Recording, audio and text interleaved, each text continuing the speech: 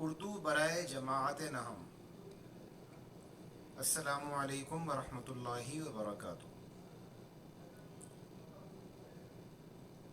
سبق ہجرت نبوی، یعنی آپ صلی اللہ علیہ وسلم کی مدینہ کی جانب ہجرت سے متعلق یہ سبق ہے۔ تو بچوں ذرا یہ نقشہ تو دیکھو، ہمارے پیارے نبی صلی اللہ علیہ وسلم نے جب دین کی خاطر اپنا وطن چھوڑا تو مدینہ جانے کے لیے آپ صلی اللہ علیہ وسلم نے کیسا راستہ چنا؟ آپ صلی اللہ علیہ وسلم اپنے دوست حضرت ابو بکر صدیق رضی اللہ عنہ کے ساتھ عام راستے سے ہٹ کر سنسان راہوں، ویرانوں، دور دراز کی بستیوں اور صحراؤں اور پہاڑوں سے گزرتے ہوئے آخرکار مدینہ جا پہنچے، جہاں آپ کا بے تابی سے نہایت شدت سے انتظار ہو رہا تھا۔ ہجرت کا یہ سفر ہمیں بتاتا ہے کہ نیکی، سچائی، انصاف اور حق کے راستے میں مشکلات آتی ہیں، لیکن اس راستے کے آخر میں کامیابی ہمارا انتظار کر رہی ہوتی ہے۔ تو یہ نقشہ ہے، اس کو نقشے کو آپ ذرا غور سے دیکھیے، اور اس میں آپ دیکھیے کہ مکہ مکرمہ سے نکلنے کے فوراً بعد آپ صلی اللہ علیہ وسلم مدینہ جانے والے راستے کی جانب نہیں گئے، بلکہ راستہ بدل کے جبل ثور کی جانب چلے گئے، جو مدینہ کے راستے میں نہیں تھا۔ پھر آپ جبل ثور میں ٹھہرے رہے، اس کے بعد پھر آپ نے جو سفر شروع کیا تو آپ کا سفر جو ہے وہ عام راستے پہ نہیں رہا، بلکہ آپ راستہ بدل بدل کے اور غیر معروف راستوں سے اور دوسرے راستوں سے ہوتے ہوئے مدینہ کی جانب تشریف لے گئے۔ اب ہم دیکھتے ہیں کہ اس سبق میں آپ کیا کیا سیکھیں گے۔ تو سب سے پہلے مصنف کا تعارف ہوگا، پھر موضوع کا تعارف ہوگا، مشکل الفاظ اور تراکیب بھی آپ کو بتائی جائیں گی، اقتباسات کی تشریح بھی آپ کے سامنے کی جائے گی تاکہ آپ کو اقتباس کی تشریح کرنے کا طریقہ ہے۔ اس کے بعد ہم خلاصہ بھی آپ کو بتائیں گے کہ خلاصہ کیسے کیا جاتا ہے، اور مختصر سوالات میں سے بھی ایک آدھ سوال ہم آپ کو بتا دیں گے۔ تو ہم اب آگے چلتے ہیں۔ سب سے پہلے ہم مصنف کے تعارف کو دیکھتے ہیں۔ مصنف کے تعارف میں آپ کو دو چیزیں بتائی جائیں گی، ایک مصنف کا عمومی تعارف، وہ آپ کی کتاب میں بھی لکھا ہوا ہے، وہاں سے آپ دیکھ سکتے ہیں۔ اس کے بعد مصنف کی جو ادبی تحریر تھی اس کی خوبیاں بیان کی جائیں گی، یعنی مصنف کے انداز بیان کے بارے میں آپ کو بتایا جائے گا۔ یہ انداز بیان بھی آپ کی کتاب میں موجود ہے، ہم نے اس کو تھوڑا سا الگ کر کے لکھ دیا ہے تاکہ آپ سہولت سے اس کو سمجھ سکیں اور یاد کر سکیں۔ تو ہم اب اس کا تعارف پڑھنا شروع کرتے ہیں مصنف کا۔ علامہ شبلی نعمانی کا اصل نام محمد شبلی تھا۔ حضرت امام ابو حنیفہ کے اصل نام نعمان بن ثابت کی نسبت سے انہوں نے اپنا نام شبلی نعمانی رکھ لیا تھا۔ وہ 1857 میں اعظم گڑھ کے ایک نواحی قصبے میں پیدا ہوئے۔ آپ کی تعلیم بڑے اچھے ماحول اور اپنے عہد کے یعنی اپنے دور کی اعلیٰ ترین درسگاہوں میں ہوئی۔ 1882 میں وہ علی گڑھ کالج کے شعبہ عربی سے منسلک ہو گئے۔ یہاں انہیں سر سید احمد خان اور دوسرے علمی اکابر کی صحبت میسر آئی، یعنی ان کا ساتھ میسر آیا، جس نے ان کے ذوق کو نکھارنے میں اہم کردار ادا کیا۔ علامہ شبلی نعمانی کا ایک بڑا کارنامہ ندوۃ العلماء کا قیام ہے۔ ندوۃ العلماء ایک ادارہ ہے جو اب انڈیا میں ہے۔ ان کا ایک اور کارنامہ ان کی تصنیف سیرت النبی سمجھی جاتی ہے۔ ان کی زندگی میں اس کتاب کی فقط ایک جلد شائع ہو سکی تھی۔ ان کے انتقال کے بعد یہ کام ان کے لائق شاگرد سید سلیمان ندوی نے پایہ تکمیل کو پہنچایا۔ شبلی نعمانی کی دیگر تصانیف میں شعر العجم، الفاروق، سیرت النعمان یعنی امام حنیفہ کی سیرت پر لکھی گئی کتاب، موازنہ انیس الدبیر اور الغزالی کے نام سر فہرست ہیں۔ شاعری میں مثنوی صبح امید، قطعات اور دیوان شبلی موجود ہیں۔ علامہ شبلی نعمانی کا انتقال 1914 میں ہوا۔ ان کا مزار اعظم گڑھ میں واقع ہے۔ یہ تو شبلی نعمانی کا مختصر سا تعارف ہے۔ اب ذرا ان کی ادبی تحریر کی جو خوبیاں ہیں، ان کے انداز بیان کی خوبیاں ہیں، اس پہ ہم ایک نظر ڈال لیتے ہیں۔ شبلی نعمانی نے اردو میں بہت کام کیا. ان کا شمار اردو نثر کے بنیاد گزاروں میں کیا جاتا ہے. ان کے انداز بیان کی تعریف کی جاتی ہے. یہ بھی آپ کی کتاب میں موجود ہے کہ شبلی نعمانی کا جو ایک بہت بڑا کام تھا وہ ان کا انداز بیان تھا, بہت بڑا کارنامہ جسے کہا جاتا ہے. شبلی نے تاریخ نگاری بھی کی اور سوانح عمریاں بھی لکھی. انہوں نے تنقید نگاری بھی کی اور شاعری بھی کی اور سفر نامے بھی لکھے. سب سے بڑھ کر انہوں نے سیرت نگاری بھی کی. تو یہ اتنے سارے کام شبلی نعمانی نے انجام دیے.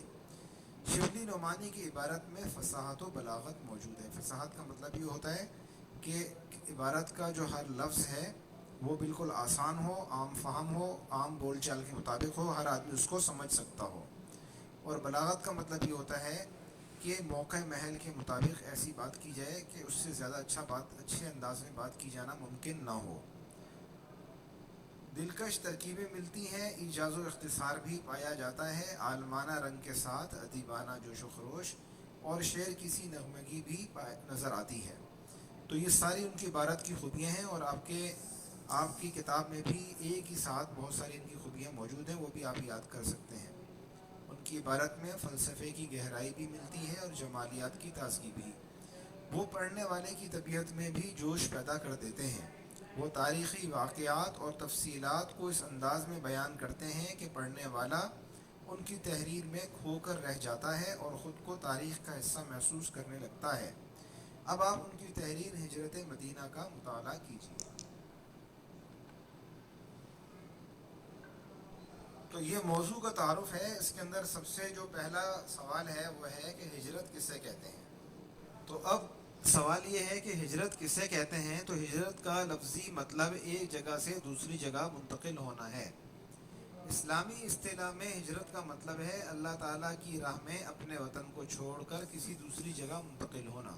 ہجرت اس وقت کی جاتی ہے جب کسی جگہ اللہ پاک کی عبادت آسان نہ رہے اور مسلمانوں کے لیے وہاں جینا دشوار ہو جائے. ہجرت مدینہ کا مطلب ہے رسول اللہ صلی اللہ علیہ وسلم اور آپ کے صحابہ کرام کا مکہ چھوڑ کر یثرب یعنی مدینہ چلے جانا. مکہ سے مدینہ ہجرت کا پس منظر, یعنی یہ ہجرت ہوئی کیوں تھی. ایک تو ہمیں بات معلوم ہے کہ مکہ میں وہ ٹھہر نہیں سکتے تھے, ان پہ بہت زیادہ مظالم ڈھائے جا رہے تھے. اور جیسا کہ آپ کے سبق کا پہلا جملہ بھی یہی ہے کہ گویا کہ کفار جو ہے وہ انہوں نے آپ صحابہ کرام کو قتل کرنے کا تہیہ کر لیا تھا, اور وہ بس گویا کہ تلواریں نکال چکے تھے. تو یہ ساری صورتحال بتا رہی تھی کہ وہ مکہ میں اب نہیں رہ سکتے, ان کو مکہ سے جانا ہوگا.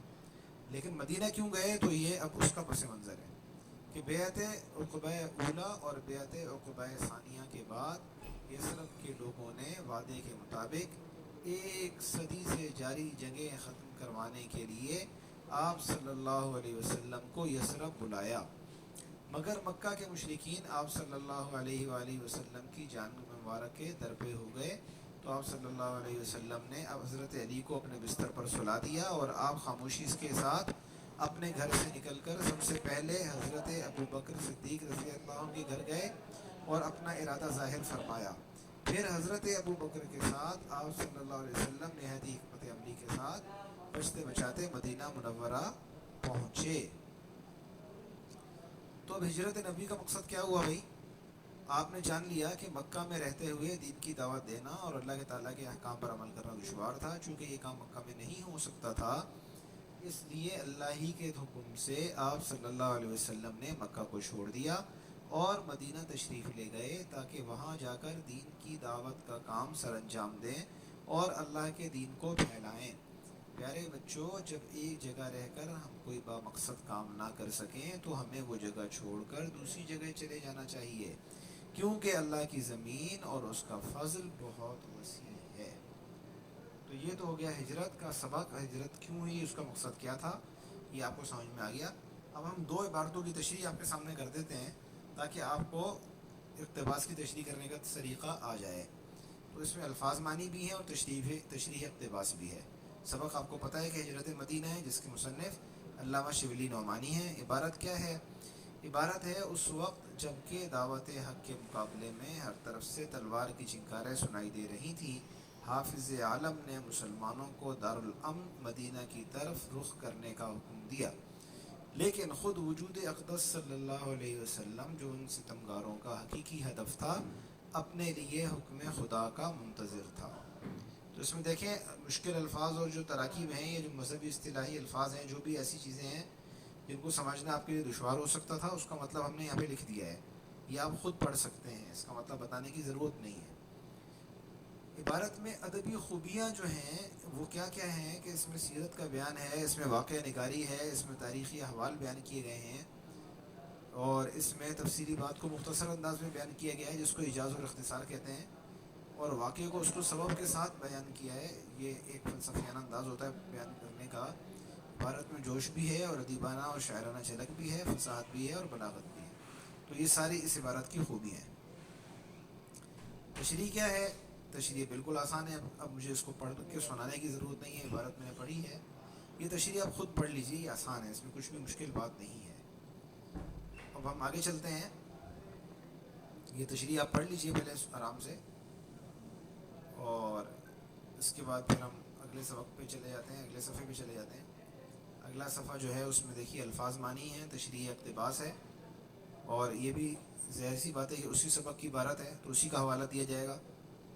اور عبارت کیا ہے کہ اس بنا پر جناب امیر حضرت علی رضی اللہ عنہ کو بلا کر فرمایا، مجھ کو ہجرت کا حکم ہو چکا ہے، میں آج مدینے روانہ ہو جاؤں گا، تم میرے پلنگ پر میری چادر اوڑھ کر سو رہو، صبح کو سب کی امانتیں جا کر واپس دے آنا۔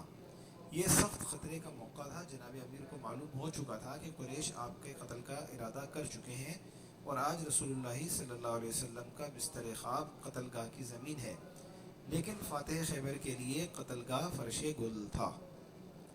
تو اب اس کی عبارت کا بھی سیاق و سباق آپ کو معلوم ہے کہ یہ مدینہ ہجرت مدینہ سے لی گئی ہے۔ سیاق و سباق کا مطلب یہ ہے کہ اس عبارت کا جو ماحول ہے، اس عبارت کے ارد گرد جو واقعات پیش آ رہے ہیں، جو کچھ بھی ہو رہا ہے، ہم اس کی وضاحت کر دیں تاکہ عبارت کو سمجھنا آسان ہو جائے۔ تو یہ کس ماحول میں، یہ عبارت کس ماحول کی ہے، کہاں سے یہ مکالمہ لیا گیا ہے، یا جو یہ واقعہ کہاں سے اٹھایا گیا ہے؟ تو ہجرت مدینہ کا واقعہ پیش آ رہا ہے۔ آپ صلی اللہ علیہ وسلم اپنے گھر میں ہیں، لیکن اب آپ وہاں سے نکلنے والے ہیں۔ کفار مکہ کے جو جوان تھے انہوں نے گھر کو گھیرے میں لے رکھا ہے، اور وہ آپ کے قتل کے درپے ہیں، اور اس عالم میں آپ صلی اللہ علیہ وسلم جو ہے وہ تشریف باہر لے جاتے ہیں، باہر تشریف لے جاتے ہیں، لیکن اس سے پہلے آپ کیا کرتے ہیں کہ آپ حضرت علی کو اپنے بستر پر سلا دیتے ہیں۔ اور چونکہ یہ بہت خطرناک مرحلہ ہو سکتا تھا، تو حضرت علی کی جان ایک لحاظ سے خطرے میں بھی تھی، لیکن وہ شخص جو تھے حضرت علی رضی اللہ عنہ جو تھے، بہت بہادر آدمی تھے، اور انہیں مستقبل میں یعنی کچھ سالوں بعد ان کو فاتح خیبر کا خطاب ملنا تھا، تو ان کے لیے یہ سخت خطرے کا موقع کوئی پریشانی کی بات نہیں تھی، بلکہ ان کے لیے اس بستر پر لیٹنا ایسا ہی تھا جیسے کہ وہ پھولوں کے بستر پر لیٹ رہے ہوں۔ تو یہ میں نے آپ کو سمجھا دیا، اب اس کی جو مزید تشریح ہے یہ آپ خود پڑھ لیجئے گا۔ اب ہم آگے چلتے ہیں، آگے آپ کو بتایا گیا ہے کہ سبق کا خلاصہ کیسے لکھتے ہیں۔ تو طلبہ و طالبات، مشق میں آپ کو سبق کا خلاصہ لکھنے کا کام دیا گیا ہے۔ کسی سبق کا خلاصہ لکھنے کا طریقہ یہ ہے کہ سب سے پہلے اس سبق کو چند حصوں میں تقسیم کر لیا جائے، اس کے لیے پیراگراف کی مدد لی جائے، اور اگر سبق میں پیراگرافنگ ہوئی بھی ہے تو پھر آپ کو کوئی پریشانی ہے ہی نہیں۔ اہم ناموں، افراد اور واقعات کو توجہ سے دیکھ لیا جائے، اور ہو سکے تو ان کا شمار کر لیا جائے۔ شمار کرنے کا مطلب یہ کہ اس سبق میں کتنے واقعات آئے ہیں، کتنے افراد آئے ہیں، ٹھیک ہے، اور اہم نام یا اہم مقام یا اہم تاریخیں کون سی ہیں۔ سب سے اہم کام یہ ہوگا کہ سبق یا مضمون کے اہم نکات کو ایک خاکے کی صورت میں لکھ لیا جائے۔ نکات لکھنے کا فائدہ یہ ہوگا کہ سبق کی تمام باتیں ایک نظر میں آپ کے سامنے آ جائیں گی۔ ایک پیراگراف میں 3 یا 5 اہم باتیں یا نکات ہوا کرتے ہیں، آپ ان نکات کو ترتیب سے لکھتے جائیے۔ مثلاً سبق ہجرت نبوی کے پہلے پیراگراف کے 2 بنیادی نکتے ہیں۔ نمبر 1، ظلم کا شکار عام مسلمانوں کو ہجرت کی اجازت۔ نمبر 2، ظالموں کے حقیقی ہدف رحمت دو عالم صلی اللہ علیہ وسلم کو حکم خداوندی کا انتظار۔ تو پہلے پیراگراف میں یہ 2 باتیں بتائی ہیں انہوں نے۔ اب ان دونوں باتوں کو، ان دونوں نکات کو ایک سادہ جملے میں لکھا جا سکتا ہے۔ اس طرح پورا پیراگراف کا خلاصہ ایک جملے میں آ جائے گا۔ اگلے پیراگراف میں کفار کی مشاورت اور سرکار دو عالم صلی اللہ علیہ وسلم کے خلاف سازش، یعنی ان کے گھر کو گھیر لیا گیا اور قتل کی جو پلان تھا وہ بنایا گیا۔ پھر ہجرت کا حکم ہوا، سفر پر روانگی ہونے لگی تو حضرت علی کو بستر پر سلانے اور امانتیں ان کے سپرد کرنے کا ذکر ہے۔ یہ اگلے پیراگراف کے اندر یہ ساری چیزیں موجود ہیں۔ ان نکات کو ایک یا زیادہ سے زیادہ 2 جملوں میں سمیٹا جا سکتا ہے۔ خلاصہ لکھنے کا اصول یہ ہے کہ خلاصہ مقدار میں اصل متن کا 33% ہونا چاہیے، اس سے زائد نہیں ہونا چاہیے۔ نیز خلاصے میں کوئی اہم بات نظر انداز نہیں ہونی چاہیے، افراد، مقامات اور تاریخوں کو شامل کرنا چاہیے۔